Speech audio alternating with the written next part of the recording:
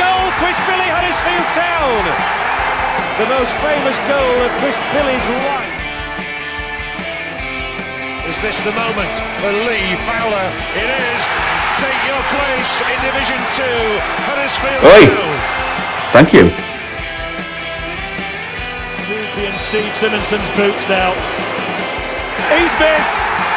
Steve Simonson clears the frame of the goal and collapses in a heap of tears. Huddersfield Town are promoted. Mustafa Schindler has a chance to write his name in Huddersfield Town legend. And he takes that chance!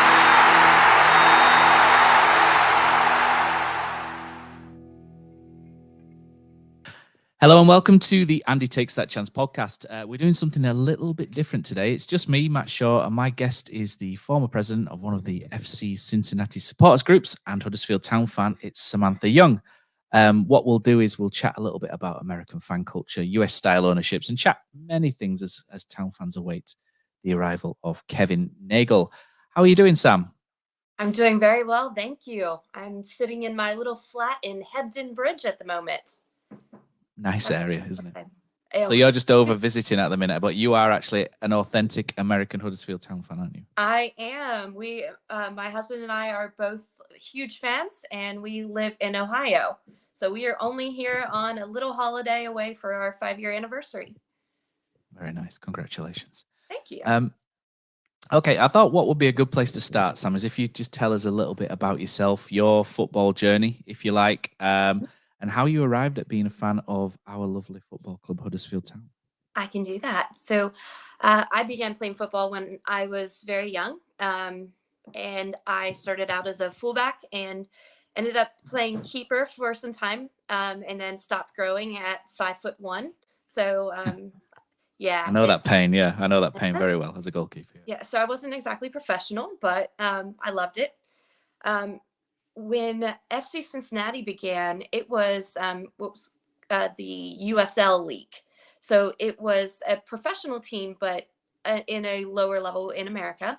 So I, by happenstance, started following the team and ended up as a season ticket holder from day one, and have followed their journey through to the MLS. And from there, I ended up starting and helping form a supporter group in the Dayton, Ohio area, which is where we currently reside. It's about an hour north of Cincinnati. So all of us, we travel about an hour each way for our season card matches. And then as far as Huddersfield Town, so around the 2016 time frame, I met my now husband. He had been watching Huddersfield Town since it was free in America to watch at the time when they were on their run for promotion. So I started really following them after being glued to the TV with Kyle watching Schindler kick his ball in, and I didn't know if I would be a full Town fan the way Kyle was. And it wasn't until the Laurent Depotre goal against Chelsea when I stood up and yelled in the middle of my corporate office job that I realized that I was just as smitten with Town as he was. So that's where we are. That's good. So I was going to ask you actually your favorite Huddersfield Town moments. I would probably guess a couple from that. Yeah. The Depotre goal is certainly one of my favorites. I've been to 2 matches. We actually spent our honeymoon in Yorkshire area and went to 2 Town matches. So I've seen them play Barnsley, Middlesbrough. We got 4 points from those 2 matches, so I consider myself to be lucky. It was during the Cali era, so that was interesting. So anytime I got to actually see the cowshed, that would be a favorite. But also that Laurent Depotre goal is just a turning point in my fandom. So I'll talk about that. Also, any time that Fraser Campbell beat someone up and then smiled about it, because that smile of his just killed me every time. It's so funny. A very lovely assassin, isn't he? Fraser Campbell, if you Indeed. like. Yeah, so tell me about your roles. I was going to say, if you're lucky as well, we might have to fly you in for the Reading game on the last game of the season if it comes to it. We take all the luck we can get. But tell me about your role at FC Cincinnati then, because things snowballed a little bit, didn't you, from being a season card holder onto other things. So just let me know let everyone know what role you took up. Yeah. So FC Cincinnati is unique even within the MLS landscape in that we have multiple supporter groups. So rather than the Cowshed Loyal all as one, we have multiple groups that do their own thing. They have their own niche, maybe. And then we all come together on match day. We all decorate the stadium and do our pieces together. So my journey specifically, Hangar 937 being a little bit farther away, we hosted parties for the away matches. So we had a supporter bar in Dayton where anytime there was an away match, we would host a gathering. And then on home matches, we also had our own area where anyone from Dayton would come and park and hang out. And then one thing that's very indicative of FC Cincinnati is the supporters march into the stadium every match. So our cowshed is called the Bailey, and the entire match group is about 3,000 in the stand, and the stand marches in every match from a park called Washington Park up into the stadium and around with drums and smoke and all kinds of wonderful theatrics. Yeah, so for me, it was really about the it was about getting other fans from my area together to be able to enjoy matches. That's quite interesting because that culture's kind of prevalent in Europe, isn't it? With the marches into the stadium, more so sort of maybe Eastern Europe, well, sort of Germany as well, and well, Germany's not Eastern Europe, is it? But sort of east of the UK, if you like. But in Great Britain, in Scotland and England, it's not as popular. We've had a few marches at Huddersfield before. There's been one or two, and they've always looked pretty good, but they tend to be sort of few and far between. And I don't think I've been to many away matches where they've done the marching as well. It's a sort of very different places is the UK for football, I think, to a lot of the rest of the world. And it'd be quite interesting, really, to know what the differences are. Really, obviously, you've been to watch Huddersfield, you've been to watch Cincinnati quite a lot, and the differences between the UK and US fan culture. So, obviously, with Cincinnati being in the MLS and away games, and not just 30 miles or 50 kilometers or whatever down the road, are they? They're sort of across across the country, aren't they? Which is a lot more difficult to get to than say for us. But how does this how are the differences between the UK and US in terms of how the fans are? I think we have quite a high opinion of ourselves in the UK, which probably isn't always warranted, I think, in some respects. Germany have a fantastic fan culture out there, which is superb. Spain's is a little bit different. So it'd be interesting to know the differences between the UK and US, because it seems to be as well, from the bits I've seen, there are different parts of the US are very different as well. So they all have their own little specifics. And I think sometimes videos are clipped online, aren't they, from the US and then used as fun to be poked at by accounts over maybe social media accounts in Europe. So what have you made of the differences between the two, and how would you sort of categorize them? Well, one of the biggest differences I would say within the US is the fact that football is not necessarily the primary sport. So the one thing that I notice anytime that I come to England is the wonderful community feeling, no matter which area I'm in. And centered within that community in many aspects are those area football teams. In America, we have teams that are in those more metropolitan areas, but we don't have that same sense of community. And I believe we certainly have our supporter groups who are trying to bring football to the forefront. So bringing it ahead of the NBA, ahead of the NFL, and some of the other big sports that we have. I will say that I believe strongly that football is overtaking MLB baseball from a fandom perspective, but we haven't hit the NFL level for America. So with that in mind, I believe that the supporter groups work very hard to try to attract more fans. So they're really trying to bring in more and to strengthen that culture within the US. So I can see where there is that little bit of fun poked. And I think in part that's because our supporter culture is a hodgepodge of what we've seen in Europe that's been successful. So to an extent, we have our own culture, but our own culture is a combination of what we've seen from the UK, what we've seen from Germany, what we've seen everywhere, really. I think about in even in South America as well. So we take some of our influence from that, but between the smoke, as I shared, we have different flares that are going off every time a goal is scored.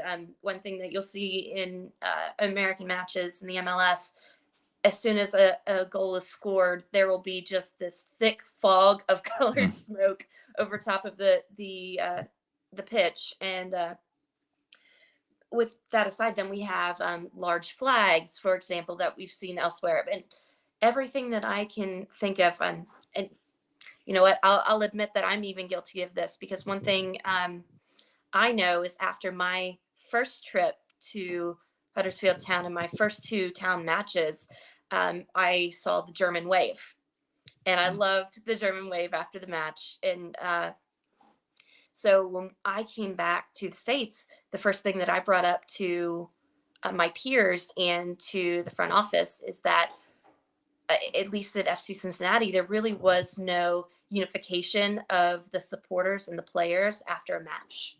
And I was showing videos of Town's German wave and trying to get them to understand some of that community give and I think mutual respect that comes between the players and the supporter group. So and I am proud to say they started doing something similar this year, and I'm sure it has nothing to do with me, but I'm going to let myself think it has. Take the win. Take that. Yeah. Take the win. Yeah. Exactly. Absolutely. Yeah. So at least from a different perspective between America and Europe, I think part of that you'll see is because it is such a hodgepodge of what we've seen abroad, to try to bring as many fans into the culture as possible. Of course, and the MLS is relatively new, isn't it, as well, in terms of sporting. Well, when was it? When did it come in the 1990s? Was that the MLS was rebooted? Was it? And then rebooted again?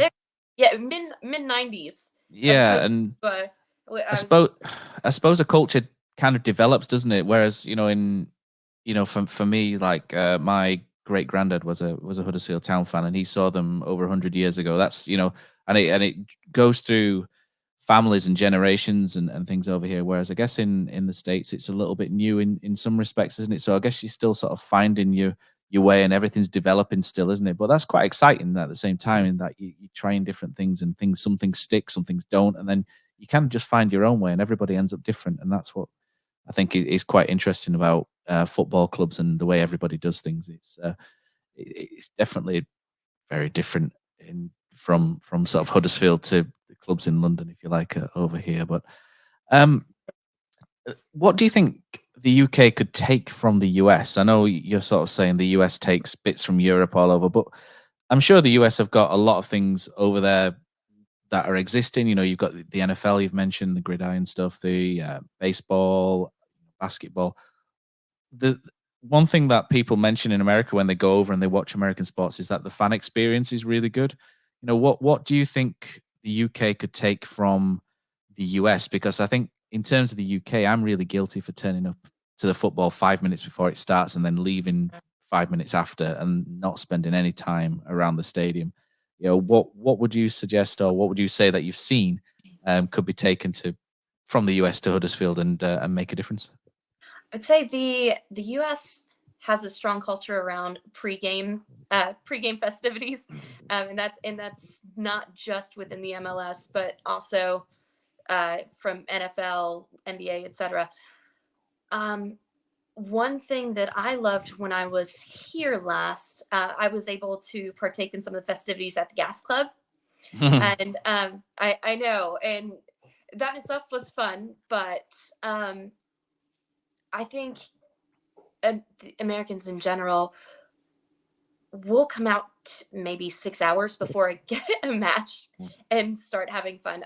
I would not be shocked if some of the pregame hype was amped up with bringing in Kevin a bit, because that just really is a strong tradition. It's that idea of coming together as a community beforehand, and just getting hyped. So that would be the biggest thing, would be the pregame tradition. Because you mentioned there that you've organised meetups and things like that. Huddersfield Town doesn't really have a set bar or club where fans meet and things, and there's certain things that they're missing. We used to be able to go to the training facility at Huddersfield, which is just off Leeds Road, not too far from the stadium, and that was quite good. And then they closed when Huddersfield got to the Premier League. That was closed off, and it became a lot more professional, if you like, and riffraff like me wasn't allowed in. And then we've kind of been a bit homeless, I think. A lot of people go into the town centre and filter their way down. Obviously, I've got to say a lot of people should go to Magic Rock Brewing because they're our sponsor. And I do go there on midweek games, and that's quite fun. So I think, in terms of having a home or a place to be, if you like, what benefits would that bring? Or if it was sort of Americanized, if you like, what would that entail? Would you sort of have, you mentioned away parties in there. It might not translate brilliantly to the UK, because I think if a lot of people go to the games, but what would you sort of suggest would be quite a good start point for? I certainly think having a pre-match meeting place is paramount to a fun experience. Obviously for us, we have the away match issue because of distance, but at least from a home match perspective, one thing that I knew, I was going to FC Cincinnati matches prior to even meeting my husband. So I was a single 20s female who just absolutely loved the game. I knew that I could go to this meetup because I would have friends every match that would be turning out at the same location. I was meeting more friends, and I was really developing my own circle of lovers of the same team. And that sense of community really helped bring more fans into the fold, if you will. Those are the times when we would start as a supporter group culture. We would do some of the chants, and some of those fans who maybe didn't go to every match started learning those chants just by being at some of these pre-match locations. At FC Cincinnati, we have, like 5 or 6 different bars and areas that we go to, and then the club hosts an event of their own on top of it. So like for myself, I have a 2.5-year-old daughter, and we now will start out at our supporter area, and then we will go to the club event, which is in a park, and the mascot will be there, and all of these different stalls and fun little mini games that kids can play, and a really neat fan experience. So I would definitely say having some starting point before the match would be paramount.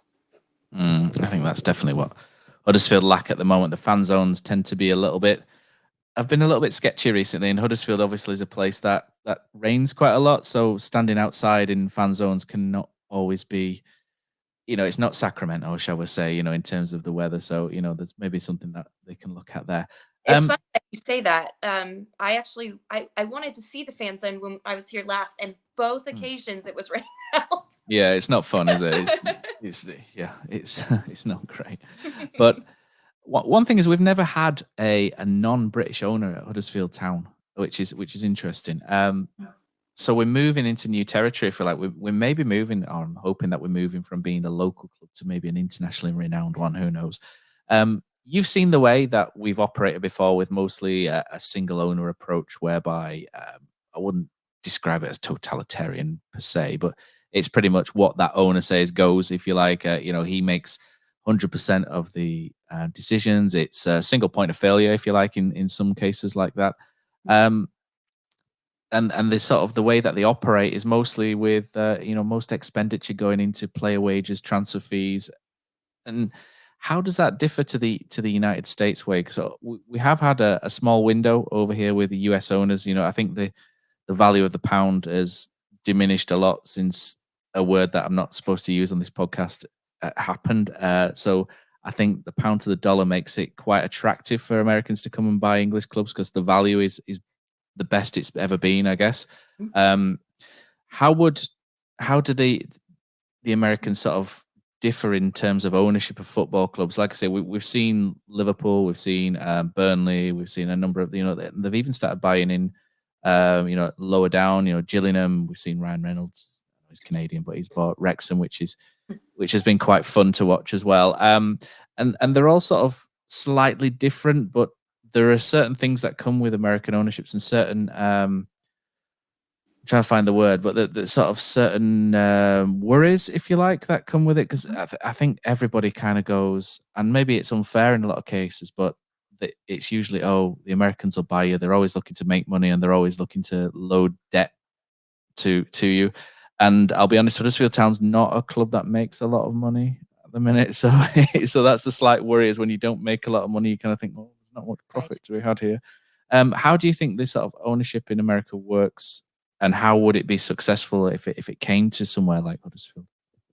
Yeah, I think there are pros and cons in this situation. So I'll start with one of the biggest pros, which would be that, from my experience, American owners tend to have minority owners and sell minority shares rather than, as you said, not to say a totalitarian ownership, but a good example, FC Cincinnati. So there was quite a bit of cash that had to be raised in order to even get an MLS bid. So you had to pay substantially in order to move our team from USL to MLS. On top of that, we had to make a deal to build a stadium. In that case, our owner sold minority shares, and we actually brought in, if you've ever heard of Meg Whitman. So she is she's I think the owner or former owner of Quibi, and it is involved with Procter and Gamble, of all things. Oh, yeah. But so woman with a lot of money. So we brought her in on a minority share, and that's how our ownership was able to then continue on with preparing our club for the MLS. So in that respect, it is good because they don't shy away from sharing control, I suppose. Mm-hmm. would be one key piece. On the con side, I do agree with you that Americans by default, or at least American sports team owners, tend to expect a return on their investment. And to your point, that's not necessarily the case. It may not be the case here. With that in mind, Kevin owns a USL team right now. So he doesn't own an MLS team. That, I think, is an advantage for Town, because the USL is not a league that is cash heavy. It's not a league that makes a ton of money. So I don't think we have someone who, owned a Liverpool, owned a mass profit club that is now coming in to do the same thing at Town necessarily. So I don't know that we would have the same issue if say we had one of our MLS owners that was trying to make a bid over here. I also do like the idea of Kevin having been part of Sacramento for the last 2 years, or last few years, I should say, because at least he does know some of the game. I don't think he's going to be the Chelsea owner coming in asking for a 4-4-3 or anything along those lines. Yeah, he's not been great, has he, to be honest?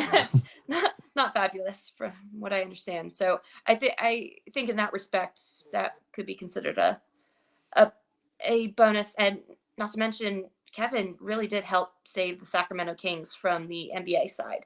So he's shown commitment to sport, and he has shown commitment to football specifically with his time in Sacramento. In fact, Sacramento's #1 in the USL, at least the last power ranking that I saw had them first.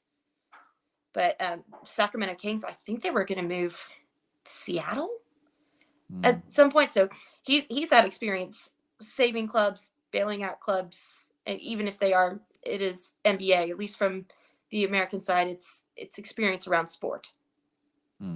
And obviously that opens doors, doesn't it, to other people as well? Like you mentioned, a lot of American groups tend to not come necessarily by themselves, but like I say, then sell like little slots, 10%, 15% here and there. And a lot of it as well, I've seen with American clubs is that, the term real estate is mentioned quite a lot as well. And Huddersfield's an interesting area. It's a post-industrial town. It's got some fantastic buildings, but it's a little bit unloved, shall we say, in some areas, especially the town centre, and that just comes with Northern England, unfortunately, after the industrial decline. But what that then gives is an opportunity for somebody who has their eye on, building things, and you look at Huddersfield Stadium, and there's been a white elephant, I'll call it, called HD1, which has been mooted since the early 1990s. They were going to build a ski slope, they were going to build hotels, music venues, etc., etc. Nothing's ever happened because the private investment for one never really came in. And obviously Kevin Nagle is somebody with different, a black book of different, millionaires, if you like. So that could open those doors as well. So it's interesting. And Huddersfield's, when it sits in the metropolitan borough of Kirklees, trying to get the words out, of Kirklees, and there's almost 500,000 people there, so it's not a small area by any means. And a lot of people tend not to go into Huddersfield per se. They would go into Leeds or Manchester, but if the right things are in place, then that it could divert the traffic in. So that's an interesting thing, isn't it, that maybe there's something there in terms of the town that they can sort of tap into. And from a town perspective, I will say it is very common within America that these owners are pouring into the communities extra funds and really enlivening the communities that they serve with their football club. So, for example, FC Cincinnati, they've built pitches all over the inner city for children to play. They're sponsoring, in addition to the academy, they're sponsoring small-sided teams of with coaches who happen to be former players, giving them so many different opportunities. I wouldn't be surprised if we ended up seeing a town megastore or something along those lines within the town square. That's very traditional, and I would love to know what the plans in place are for John Smith Stadium, because I know that right now that is a joint ownership endeavor between the Giants, town, and the council, I believe. So on Thursday, I was lucky enough to receive a tour and meet Andy Booth and see some of the legend, yeah. Andy Booth is one of the coolest people ever. I will absolutely. I'd go with that. Yeah, I'd absolutely go with that. Yeah. And one thing that really intrigued me, so having been a significant part of supporters group culture with FC Cincinnati during the building of our stadium, I'm very familiar with various aspects of the stadium and got tours of the locker rooms, for example. It's great. It's something that stuck out to me. So I got to see the locker rooms in John Smith Stadium, and they look identical to the locker rooms that I saw when Neil Warnock was coaching, and absolutely yelling at, I think it was Andy Booth on a video. It's one of the funniest videos I've ever seen. But the locker room literally looked like it hadn't changed. And when you go to like FC Cincinnati's, for example, what I was told is the culture and the understanding there is that facilities need to be absolutely top notch in order for MLS teams to attract international talent and the right talent that they're looking for. So comparatively, like in FC Cincinnati's locker room, I saw each person had their own cubby with a safe and all of these, luxury things, big screens that would pop up out of a cabinet so that you could rewatch plays, et cetera, et cetera.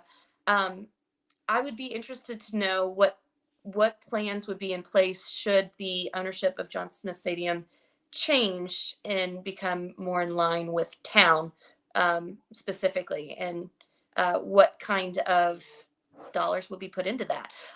Another great example, Andy Booth shared that I want to say it was around an estimate of 25 administrative staff are in place right now for town. And I tell you, I think FC Cincinnati has at least just 10 ticket reps, much less all of the other staff. So I could see some increases in maybe some admin jobs and maybe some additional opportunities within the community for some work with town. This is completely speculation. I don't know Kevin. Never met Kevin. He's from Minnesota. I am not, but just some things that stuck out to myself and to my husband when we were looking around. I say we've never heard much from Kevin Nagle. He kind of, there was I think it was very under the radar, his offer. There was 2 offers sort of rumored, shall we say, that in some circles, which are all signed to non-disclosure agreements, so I probably shouldn't mention them in too much detail. But there were 2 very much at the forefront, which were not him. And then all of a sudden it was like, oh, hey, I'm Kevin Nagle, I'm buying Huddersfield Town. And then it disappeared again. And he does kind of tweet when Huddersfield are playing. And it's kind of the kind of warm tweets. Me and a friend were discussing the kind of like, just they're quite nice, if you know what I mean. They're quite really sort of fun to look at rather than serious, and there's sort of like a warmth to him, when he's tweeting, and it's not like a naivety or anything, but it's just like a genuine sports fan quite enjoying what he's seeing, and it's quite fun. Is he sort of renowned in the US, Kevin Nagle? Because obviously we know very little. No, not necessarily renowned, but what I will tell you is that Kevin is not from California, even though his sporting life currently sits in Sacramento. He is from the upper Midwest, and I really do believe it is Minnesota. And I will tell you that people from that area are just genuinely nice and perky and upbeat. So I can see that. I truly believe that really is how he is. But at least from what I've seen so far, what I've noticed is his use of verbiage such as town. He appears to want to acclimate himself to the community, rather than maybe injecting himself and injecting his own little American persona into town. He's trying to acclimate himself and work himself in to blend in with town. And I think that's a positive in itself, because this is already a fantastic community and a fantastic club. It doesn't need reworked. It needs the injection to be successful again. Great stuff. I think finally, you're a Huddersfield Town fan. You like to get involved online with stuff. Is there anywhere where people can find you on social media, should you wish to be found? Oh yes. I'm Sandra. No, I'm kidding. Sandra. That would be an amazing reveal if that was true. That wouldn't. I'm not in the habit of sharing confidences. No. No. Can you tell I do like to follow some of the Town fans, but yeah, my Twitter handle is FCC Dayton Girl, so DAYTON girl.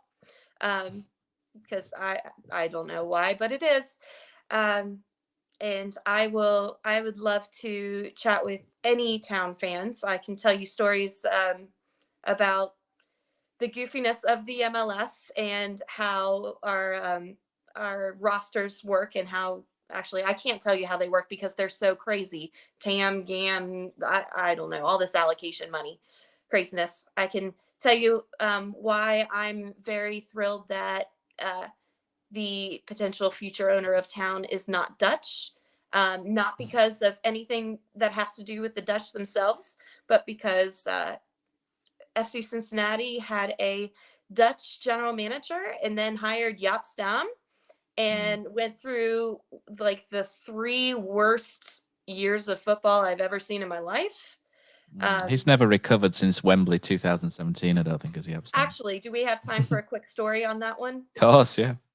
So when Jaap Stam was hired, he allowed, and it was actually during COVID and everything, and he allowed a virtual meet the fans thing. So you had to register.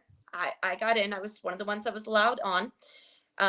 It happened to be the anniversary of Wembley, which is hilarious anyway. So I decided to wear my Huddersfield Town kit because why not? I was able to ask a question. So when it was my turn, he saw my kit and just kind of looked at me, and I asked him if we could. I asked him about Danny Williams and if we could sign Danny Williams. That was my thing. Really, I just needed to get on so he could see my kit. But yeah, Danny Williams, what a player as well. Sam, it's been fun. Hopefully, we'll catch you back over here next time you come for a Town game as well. But thank you very much for this, and hopefully all goes well with the American ownership. No, thank you for having me. And to conclude, up the Town.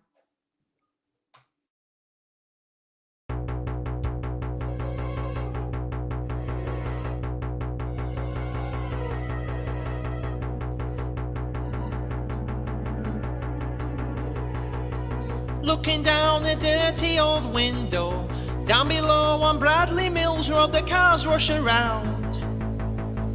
I'm packing me things and I'll leave the ground. Thursday morning everyone's reading that it's time for a Huddersfield ownership turnaround. I no longer own Huddersfield Town. Up the Town. Americans are with you. Up the Town. What may continue? Huddersfield Town America. Huddersfield Town America. Everybody needs to know Huddersfield Town. Na na na na na na na. Na na na na na na. Hey. Na na na na na na na. Na na na na na na. 40 million fucking quid. Plus another 6 to get to the end of this bastard season. Fucking hell. I've spent a fucking shitload. What's that in dollars, lads? Hey, you lot, hey up. Howdy, yeehaw, yo. Hey, aluminum, faucet, junior high, pee-wee soccer, diapers, spelling the word colour with no U in it. Jesse Marsh, actually no, fuck that, we're not having him.